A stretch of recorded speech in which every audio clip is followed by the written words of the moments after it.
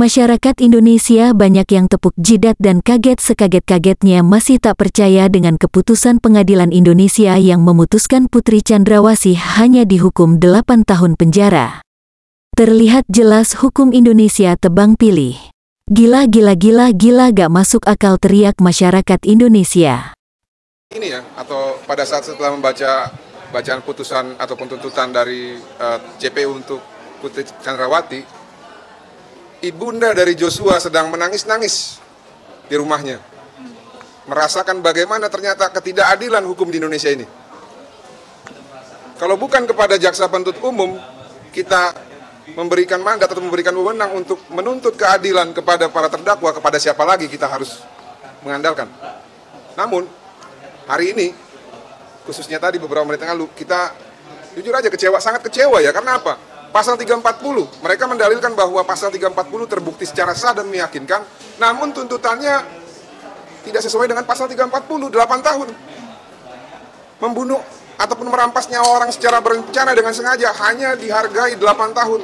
Lebih baik menurut saya bebaskan saja sudah. Tuntut bebas saja. Buat apa dituntut 8 tahun? Tuntut saja bebas. Biar sekalian, ya, bahwa memang ternyata hukum kita itu tebang pilih gitu ya. Saya tidak tahu apa yang menjadi dasarnya sehingga mereka hanya menuntut 8 tahun.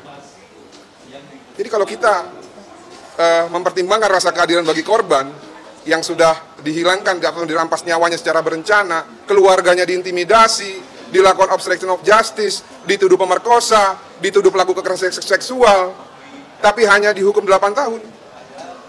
Mohon maaf ya, saya pikir bukan cuma keluarga korban yang marah, masyarakat di sini juga pada marah. Ini tidak terhitung nih, DM Instagram ke saya, direct message Facebook ke saya, telepon ke saya yang mengatakan, abang harus bersuara bang, ini tidak adil. Harusnya berapa Bang Mardin? Itu kan ada pilihan di pasal 340, diancam dengan hukuman pidana, paling lama 20 tahun, penjara seumur hidup, atau hukuman mati. Dalam hal ini, Putri Chandrawati sudah terbukti dalam fakta persidangan bahwa dia adalah salah satu aktor intelektual yang menghendaki dan mengingini hilangnya nyawa Joshua, ataupun perampasan nyawa Joshua. Masa orang yang memiliki niat jahat membunuh secara berencana, yang mana membunuh itu adalah hak absolut milik Tuhan, hanya dihargai tuntutan 8 tahun. Nanti besok-besok orang akan membunuh orang secara berencana. Ada masalah dikit dibunuh. Mau begitu negara kita? Mau nggak? Kalau saya nggak mau, lebih baik saya tidak tinggal di negara ini kalau begitu cara mainnya gitu. Jadi killing field kita. Dikit-dikit bunuh, dikit-dikit bunuh. Tapi tadi ada 15 poin yang disebut tidak sesuai dengan fakta persidangan ataupun keterangan dari para saksi. Itu pendapat dari kuasa hukum terdakwa yang tadi disampaikan. Hanya asumtif begitu Bang Mardin. Ya, mereka juga bekerja juga dengan cara halusinasi kok. Coba lihat bukti yang mereka sampaikan, 35 bukti, 15 bukti itu. 35. Ada nggak yang relevan? Nggak ada, itu semua jadi bahan tertawaan. Bahkan anak saya yang kecil 5 tahun pun tertawa melihat itu sehingga membuat gambar ya pistol ada kakinya. Jadi kita nggak usah bahas lah itulah. Memang sudah tugas mereka kok, mereka dibayar untuk meringankan kliennya ataupun membela kliennya. Saya tidak mau komentari itu, tapi fakta yang disajikan oleh JPU sudah sangat jelas. Putri ini aktor intelektual. Dia mengingini kematian Joshua. Dan kalau kita berbicara lebih ekstrim lagi, dia mendalilkan pemerkosaan. Sekarang JPU ya menyimpulkan bukan pemerkosaan, apa? Perselingkuhan. Coba kalau informasi palsu begitu disampaikan kepada suaminya, berarti siapa yang jahat? Siapa yang jahat? Saya mau tanya sama kalian. Merugikan terdakwa dan korban. Iya, yang jahat siapa? Kok ini cuma 8 tahun? Pak, tapi tanggapan keluarga sendiri bagaimana? Ini kan maksudnya dibilang itu adalah perselingkuhan. Yang nanti kalau perselingkuhan itu... Sangat kecewa lah, nggak mungkin Joshua mau selingkuh sama orang yang lebih tua. Dan itu kan dia dianggap orang tua angkatnya. Ya, ini orang tua angkatnya. Karena orang tua kandung pernah bilang, kamilah yang melahirkan kamu, tapi anggaplah yang ada di Jakarta itu sebagai orang tua angkatmu. Berlakulah baik kepada dia.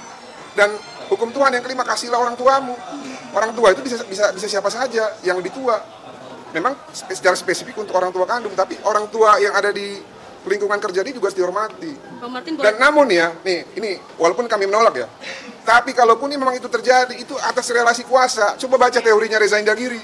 Bang Mardin, terlepas dari motif perselingkuhan ataupun pelecehan seksual, peran krusial ya dari Putri Chandrawati yang tadi Abang Lihat disampaikan dalam materi tuntutan jaksa penuntut umum apa Bang?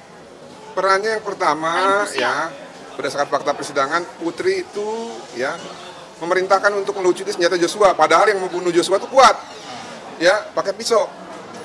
Lalu yang kedua, ya ada petunjuk dari Richard Eliezer yang mengatakan ya bahwa sudah ada perintah pembunuh pada saat sebelum di Duren 3 ataupun di Saguling, yaitu ingin menabrakkan mobil ke bagian samping di jalan tol. Lalu peran ketiga itu ada tertangkap di CCTV Putri Chandrawati bersama-sama dengan Kuat naik ke lantai 3, diduga keras. Disitulah konsep ataupun skenario untuk pelecehan seksual, konsep untuk mengarahkan ataupun menggiring korban ke tempat pembantaian di Duren 3, dan konsep-konsep yang lainnya untuk memuluskan keinginan jahat mereka untuk merampas nyawa Joshua itu dilaksanakan gitu loh. Karena kalau kita lihat ya, Verdi Sambo pasca penembakan, dia tidak mengatakan apa-apa kepada Ricky dan Kuat, itu berdasarkan keterangan Richard. Namun tiba-tiba pada saat penyidik memeriksa Kuat dan Ricky tahu skenario tembak-menembak, skenario pelecehan seksual. Tahu dari mana kalau dia tidak tahu sebelumnya, sebelum di Duren 3. Nah, cuman yang saya bingung itu adalah kenapa ya, ditambah lagi tadi satu lagi, si Putri ini juga sudah mempersiapkan caranya supaya penyidik itu yakin terjadi pelecehan. Dengan apa? Dengan mengganti baju pada saat penembakan tersebut. Dan pada saat penembakan, berdasarkan fakta persidangan juga, pada saat menjadi saksi, Putri mengatakan pada saat peristiwa penembakan, dia hanya menutup telinga. Padahal lazimnya, kalau orang ada suara tembakan, yang pertama dilakukan adalah sembunyi, atau ngumpet di bawah kolong tempat tidur, atau di dalam lemari. Langsunglah menelpon ajudan yang lain untuk segera datang menyelamatkan. Ini apa? Dia hanya tidur dan menutup telinga, berarti diduga keras. Dia sudah tahu peristiwa itu apa, gitu ya. Siapa yang dibunuh, dengan cara apa dibunuhnya, dia sudah tahu. Nah, oleh karena itu, ya, ditambah lagi dia mengiming-imingkan uang segala macam gitu ya kepada para ajudannya. Itulah yang disebut dengan kesamaan kehendak ataupun meeting of mind untuk melenyapkan nyawa Joshua. Nah, kalau orang punya pemikiran jahat untuk membunuh seseorang, itu di dalam ancaman hukuman pidana ataupun ketentuan perundang-undangan kita, inilah kejahatan yang paling sadis gitu loh.